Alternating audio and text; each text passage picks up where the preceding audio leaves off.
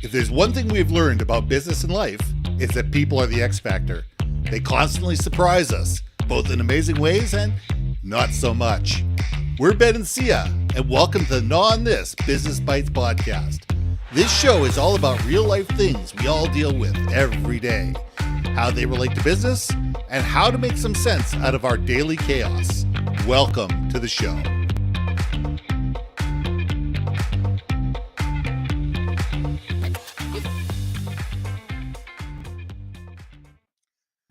And welcome back to another episode of Gnaw on This Business Bites. I'm Ben, and this is Syya. So here is what I really want to gnaw about this week. How do we turn bad customer experience and turn it into great customer experience? Not to go into the last 10 days of hell of my life, but I have had 10 days of trying to deal with a challenge with a certain vendor and being sent hither and yon from department to department to be transferred and pushed and hung up on more times than I care to imagine. And every single time I talk to somebody new, they start the conversation, says, this message is being recorded and you will probably get a customer service survey. And the first one is about how your interaction was with me. Well, I probably talked to 15 people over the last 10 days on this one particular issue. I have yet to get a customer service survey. Oof. Now, here's what happened. I have a friend of mine who is at the senior director's level. I emailed him last night and I said, look, I know this is not your department. I know this is not your problem. I completely understand this, but you got to help me out after 10 days. I'm begging. Yeah. Can you just have somebody who can help me out, contact me, and figure this one out? Well, guess what? I got a call today from the office of the president.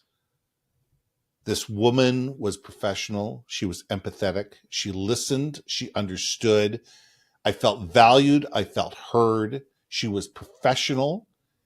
And she said, look, I'm sorry. I'm sorry you've gone through this. Let me take down all the information. Let me get all the information. It says, we could probably fix this while I have you on hold, but it's probably going to take me at least an hour to do this. Let me take your phone number. Let me call you back later today when it's done. When are you available? And 10 days of aggravation, of angst, of frustration rolled off my shoulders. Because all of a sudden, somebody was actually taking care of things. Somebody was actually taking the time to treat me as a human being and not just as somebody that needs, no, you're talking to the wrong person. Let me transfer. Oh, wait. And off I get transferred. No. And off you go into the vortex. And we need to think of this, companies large and small. How do we innovate from the customer backwards? How do we as companies sit there and say, wait a second here, we don't exist without our customers. Mm-mm. Salaries don't get paid. Bonuses don't get paid. Shareholders don't get paid. Bills don't get paid. Whatever. Nothing gets paid until a customer buys. Mm-hmm. And if the customer isn't buying, the company isn't viable. And if the customer doesn't rebuy, that's the other thing. And they don't rebuy. And we can go very quickly from being a brand worth loving to a commodity that's low cost, low value, easily replaced, and soon forgotten. So let's talk about customer experience. Let's gnaw on this, Syya, because customer service is not a cost center. It's a profit center. If done properly, if strategized, if built, if the people, processes, and procedures are in place, customer experience becomes a profit center and not just a cost to the bottom line. Syya, let's gnaw on this. Oh, 100%. Look, I think what you've experienced is, like, I feel like the majority now. Okay, good, bad, ugly, and different. I think you sent me an article about a company that laid off all their customer experience reps, and now they're hiring them back because they realized Klarna, if I remember correctly. Yeah, The Klarna, company's I name think was it was. Klarna. Right? Yeah. And I commented back and I said, look, automating, leveraging AI and all that good stuff, that is great when you need to automate something that it's redundant and it's just like mind-numbing data entry kind of stuff, right? However, when it requires human interaction, something that's going to be emotional, you can't bot it out. No. You just can't, because you know why? I will feel like, oh, I'm just a commodity to you because you're treating me like I could be taken care of and satisfied by some bot, whatever. Now, if it's something like, what are our work hours? Sure, automate that, right? Yeah. I get that. But if it's something where, like you experienced, SHIT ain't working, I want to talk to someone. Don't just route. And then here's what's frustrating. I know this is I don't want to pile on AI. I want to pile on humans who just pass the buck and they're like, deuces, hot potato, hot potato. Listening to your story reminded me why, and I don't mind bragging on my partner in life. He's no longer in the industry, but when he was in cybersecurity, and he had clients who were like, your product doesn't do X. Yes. So he compiled a list of like, hey, well, tell me what you want out of our product, and I'll tell you what we can and cannot do. The fact he was so blunt, so honest, and he's like, I get it. I think that's a good feature. I think I will go and talk, and I'll tell you what I can experience. Now, I am just a mere engineer, but if I can get, but he can at least advocate for it. I will advocate for you, right? Yeah. And I got to tell you, he was one of the most requested engineers because he was honest about it. He kept deals where there was no business of that particular product staying in that environment. But because he was so honest and because he was so communicative, he would they come back with a list of 25 things and he's like, we can do 5 of the 25, just heads up. And they're like, okay. Oh, okay. Okay, that's the customer wanted to be heard. Yeah, of course they didn't give you a big old wish list. Yeah. We all want, look, if I could be, taller, skinnier, younger, whatever, I mean, everyone got their unicorn wish list. Okay, it ain't happening, kids. But if you can get the core foundational stuff, that's all people want to hear. If the answer is, I really can't do that for you, that just tell me and then say, okay. People appreciate that. Like, I'm not the right person, but let me find the right person for you. This is a difference between hot potato versus I'm still going to be with you every step in the way. I will check in, be like, hey, was this person a good resource for you? No, okay, sorry about that. You know what I mean? Like, it's finding the right people, but not hot potatoing it. Yeah. It's still guiding them that it's like with that Jiminy Cricket. I'm still here. I'm still the voice that's checking in on you, Anyway. Well, it's funny because I'll just go back and give a little backstory for Klarna before we move forward, because kind of glossed over that. A year ago, they were touted in the newspaper that they were getting rid of 700 customer service people and moving it over to AI. And initially, they were having huge success out of this, and it was making all the news in the newspaper. A year later, they realized there was absolutely no growth. In fact, that there was some diminished, because of the lack of customer service people, because the AI could only do so much and it couldn't do everything. And therefore, they didn't have the live human beings that could actually do the stuff that the AI can do. So they ended up hiring back the 700 people and probably more. And, I'm a big believer of AI will be part of all our lives. There will be things that AI will do. And as you said, AI is really good at rote stuff and being able to sit there and say, wait a second, I can do this, I can do this, I can do this, I can do this. Wait a second, I can't do this.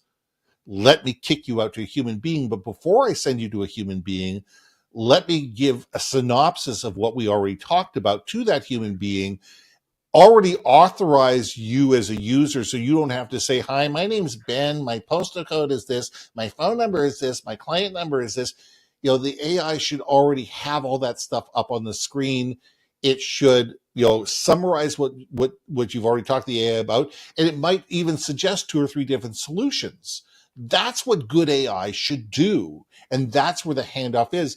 So this poor customer service agent who gets on the phone who says, "Hi, my name's John. What's your name, please?" And all of a sudden gets hit with, with berated from a customer service person because they waited, for 30 minutes for the AI to kick in. Then the AI, dances them around, and now they're on hold and they have to wait for a person who doesn't know what their problem is, so they have to go through it from scratch. Well, why am I dealing with the AI in the first place? Well, it's disparate systems, right? They thought that they could be more efficient by plugging this thing in, not integrating with the existing call center platform, I'm assuming. Or they just ignore it and they're like, "Yeah, screw it. Like, we're just gonna start over." And people. Well, here's the other thing. I'm gonna be the anti. I'm gonna do the business side. Why the decisions are made. People lie, Ben. People will lie to AI all damn day long, saying, I'll admit it. So I had a technical issue, and I knew I was dealing with AI, and so I said, "Hey, we're looking to renew." And we're having issues with our original login. Can you help us? Blah blah blah. And it's shocking. I instantly got a email back from the renewal team of like, "Oh yeah, we'll help you." Whereas before, when they're like, "Hey, I need help with my password," MIA, no help whatsoever, right? Oh, yeah. Like, yeah, no. What I think it's hilarious. So, I think people lie though, and I think that's why businesses are basically saying, "Look, we have to kind of go with the average." But people lie because they know that if they make things worse than they are, they're going to get service. The squeaky wheel gets noticed. Yeah. I mean, it's amazing to me when I call up my telco and I go to renew my plan, I get one price. If I threaten to go to the competition, that price and that offer changes dramatically. And I know that. I know that all of a sudden I can talk to one department and they can only do so much. They only have so many, arrows in the quiver. But it's amazing. As soon as you go to their customer retention department, the rules change. The rules change dramatically when you talk to the customer retention department, and it is within every company because companies they realize it's cheaper to placate you than it is to find than it costs to get new clients on board. But why do you have to go to the extreme? Why, when you're dealing with customer service, why are your people not empowered to be able to help you? Why do you have to pull rank, call a manager, go to a customer retention team, whatever, just to be able to feel like you're being treated, regularly? We as human beings want to be listened to, understood, and valued. And the key word is valued. If we don't feel that we're valued, we'll take our ball and we'll go somewhere else. I've done it. I just did it with my accountant this year. I figured my accountant wasn't paying attention to me. He wasn't listening to me. He wasn't, being attention. And guess what? I'm gone. And he lost out on several $1,000s worth of work this year, and for probably the next 10 or 15 years, because he wouldn't answer my emails and he wouldn't answer my phone calls and he wouldn't call me back for whatever reason. And I don't know, and I don't care. But if you ignore me, if you lie to me, if you try to deceive me, I'm gone. And that should be front and center of every customer experience department, is that if we treat people on the other end of the phone as human beings that deserve to be listened to, understood, and valued, most people are reasonable. As you said with your partner, it's just, he was able to say, "Look, we can do this, but we can't do this." Yeah. And as long as you're open and honest about it, people go, "Oh, okay, if you can do that, that's great."